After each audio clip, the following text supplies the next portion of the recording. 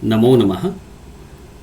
आज पुनः एक नवीन विषय, जैसे कि इससे पूर्व वाली कक्षा में मैं आपको बताया था कि हम अग्रिम कक्षा में क्रिया के विषय में चर्चा करेंगे। तो आज हम इस पूरे सत्र में क्रिया क्या होता है, क्रिया के विषय में जानेंगे। क्रिया की क्या परिभाषा है और क्रिया की क्या विशेषता है, कहाँ पे क्रिया परिवर्तित होती है और कहाँ पे परिवर्तित नहीं होती है, क्रिया के अन्य क्या नाम हैं, ये सब चीज़ें हम डिटेल में जानेंगे। उससे पूर्व मैं एक वाक्य के माध्यम से आपको क्रिया को समझाना चाहूँगा। तो आप यहाँ पे क्रिया और उसके जस्ट नीचे देख रहे हैं नरेशः गच्छति। तो यहाँ पे देखिए आप, नरेशः गच्छति।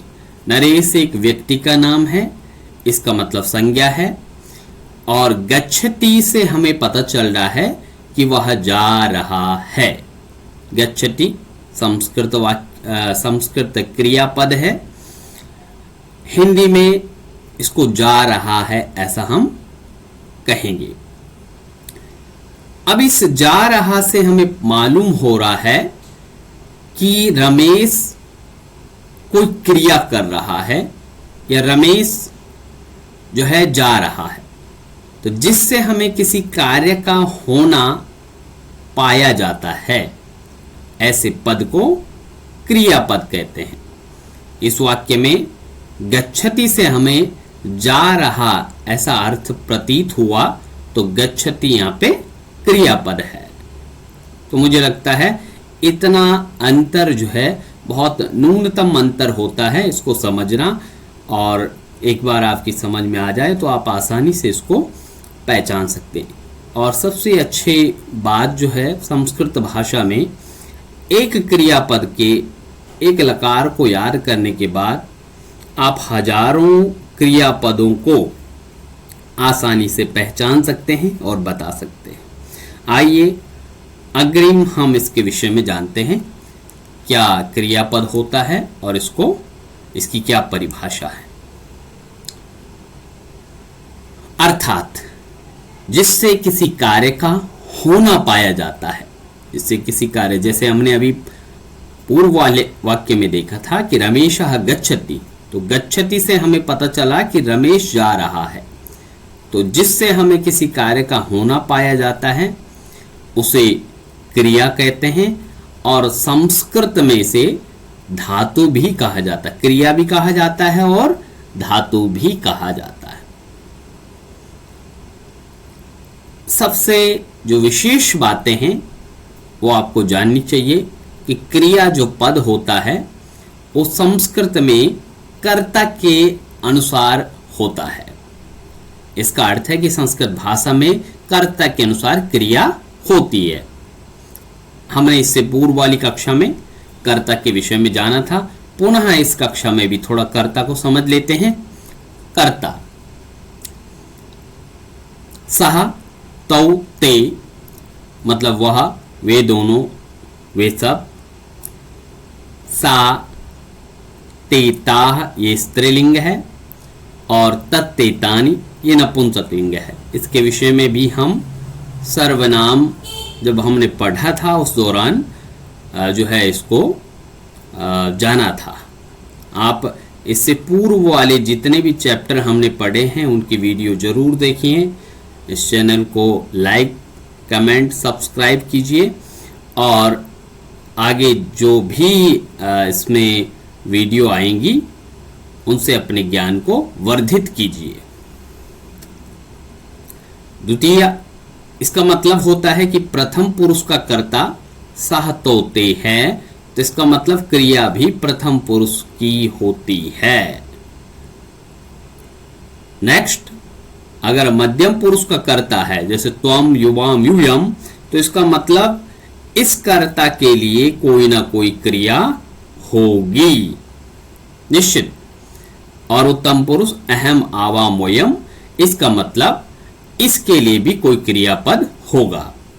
सेम वही प्रक्रिया जो कर्ता, जैसे अगर एक वचन का है तो क्रिया भी एक वचन की, कर्ता द्विवचन का है तो क्रिया भी द्विवचन की, और कर्ता बहुवचन का है तो क्रिया भी बहुवचन की।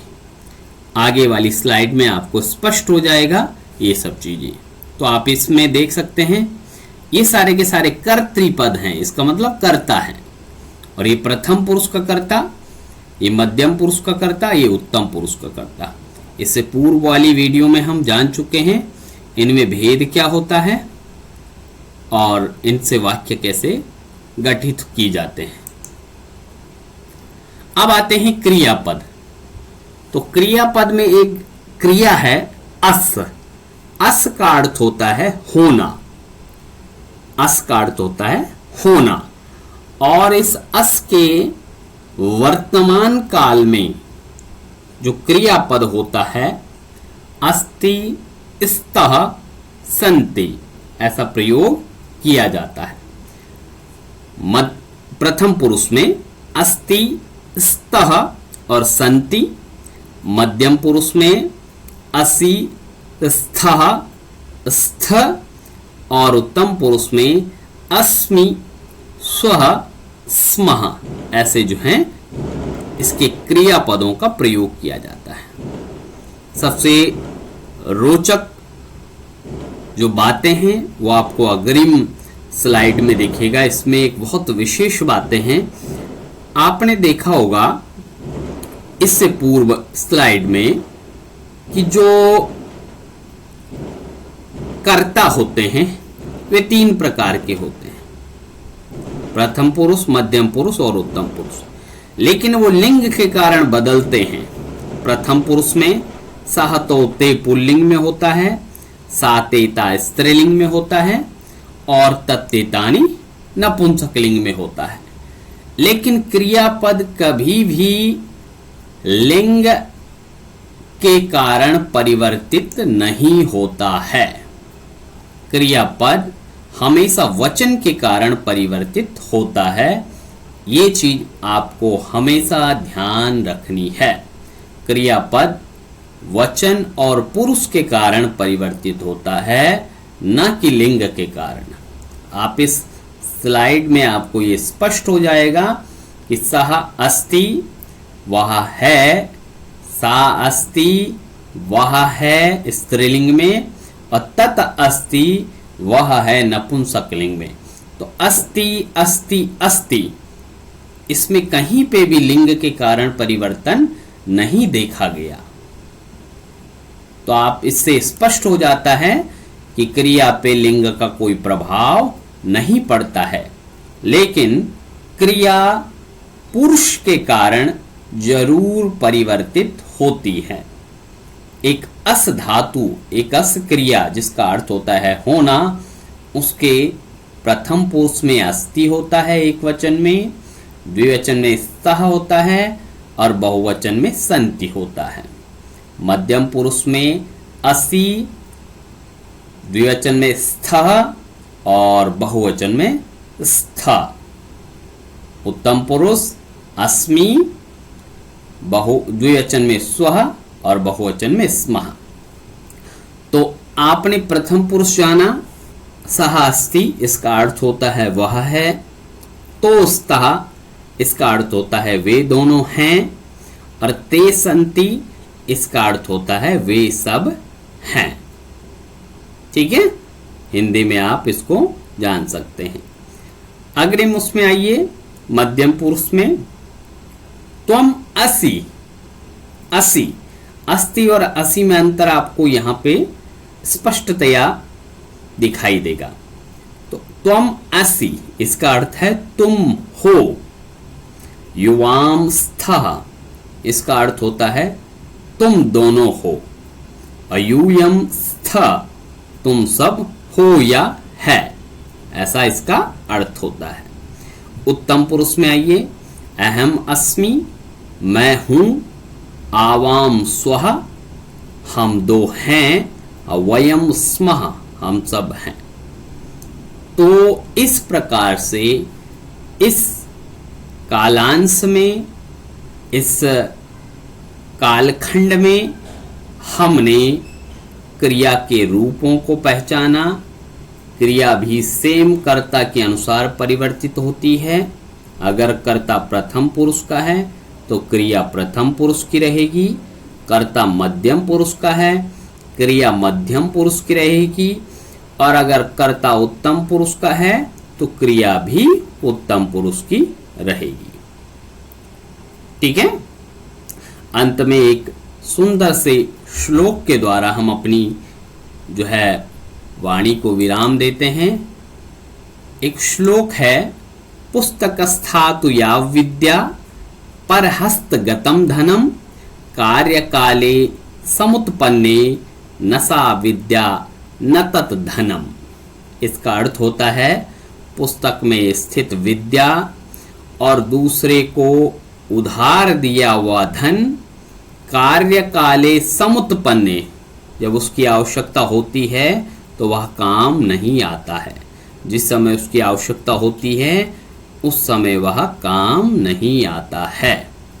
तो इससे आपको यह सीख लेना चाहिए कि जो हम पढ़ रहे हैं, जब तक हम उसको अपने मस्तिष्क में सेट नहीं करते हैं, अपने मस्तिष्क में उसको व्यवस्थित नहीं करते हैं, याद नहीं कर देते हैं, समझ नहीं देते हैं, तब तक वह ज्ञान हमारे किसी काम का नहीं है। और आपके पास हजारों पैसे हैं, हजारों धन, हजारों में धन संपत्ति है, लेकिन वो आपने उधार दे रखा है और जिस समय उसकी आवश्यकता आपको है उस समय वह किसी काम का नहीं होता है। तो हमेशा आपको पुस्तक में लिखा हुआ ज्ञान अपने मस्तिष्क पटल पे अंकित करना चाहिए और हमेशा धन संपदा को अपने पास भी रखना चाहिए ताकि आवश्यकता पड़ने पे आप उसका प्रयोग कर सकते। अस्तु अग्रिम कक्षायां पुनः मिलामः। धन्यवादः।